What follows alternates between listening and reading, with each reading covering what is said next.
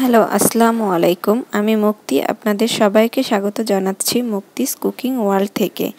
আজ আমি আপনাদেরকে তৈরি করে দেখাবো গুঁড়া দুধের প্যাড়া সন্দেশ।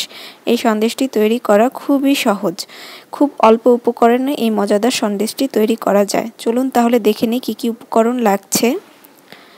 এখানে আমি 1 কাপ গুঁড়ো দুধ নিয়ে নিয়েছি, half cup condense milk, 3 table চামচ পরিমাণ লিকুইড দুধ, 2 টেবিল চামচ পরিমাণ ঘি, 1/4 চা চামচ পরিমাণ এলাচি পাউডার, সামান্য জাফরান।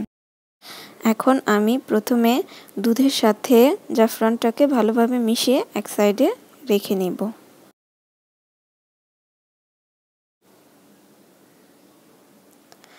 এখন আমি প্যানের মধ্যে ঘি দিয়ে দিব। আমি পুরো ঘিটা একবারে দিচ্ছি না, সামান্য একটু ঘি আমি রেখে দিব, ওটা আমি রান্নার লাস্টের দিকে ব্যবহার করব। এখন ঘিটা দেওয়ার পরে আমি দিয়ে দিব কনডেন্স মিল্ক। আমার এই রান্নাটার সময় পুরো রান্নার মধ্যে চুলার আঁচটা থাকবে লোতে। আমি মিষ্টি একটু কম খাই, তাই আমি হাফ কাপ ব্যবহার করেছি। আপনারা যদি মিষ্টি বেশি খান তাহলে আর একটু বেশি পরিমাণে কনডেন্স মিল্ক ব্যবহার করতে পারেন। এখন আমি দিয়ে দিব গুঁড়ো দুধটা।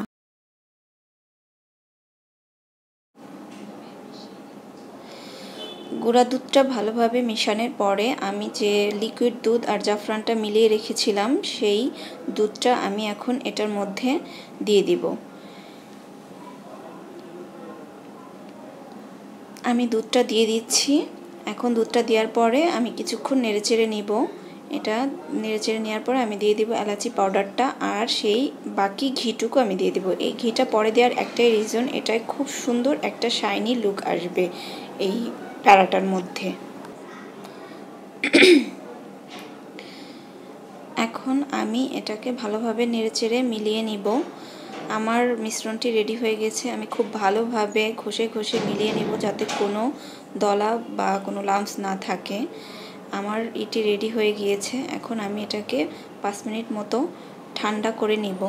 ঠান্ডা করে তারপরে আমি হাতের মধ্যে, একটু গরম থাকতে এটা করতে হবে, খুব বেশি ঠান্ডা করা যাবে না। আমি এরকম হাতে ঘুরিয়ে ঘুরিয়ে প্যাড়ার শেপ দিয়ে নিব।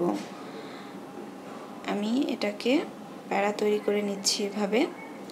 আমি প্যাড়াটা তৈরি করে ফেলছি। আমি এখন এটার মধ্যে একটা পেস্তা বাদাম দিয়ে ডেকোরেশন করে নিব। এটা সম্পূর্ণ অপশনাল, আপনারা চাইলে না দিতেও পারেন। আমি এরকম করে প্রত্যেকটা প্যাড়া তৈরি করে নিব। তৈরি হয়ে গিয়েছে আমার মজাদার প্যাড়া সন্দেশ। আমি চেষ্টা করেছি আপনাদের সামনে সহজভাবে রেসিপিটি তুলে ধরার জন্য। আপনাদের যদি আমার এই ভিডিওটি ভালো লেগে থাকে তাহলে অবশ্যই আমার চ্যানেলটি সাবস্ক্রাইব করবেন। আজকের মতো বিদায় নিচ্ছি। সবাই ভালো থাকবেন, যত্নে থাকবেন। আল্লাহ হাফেজ।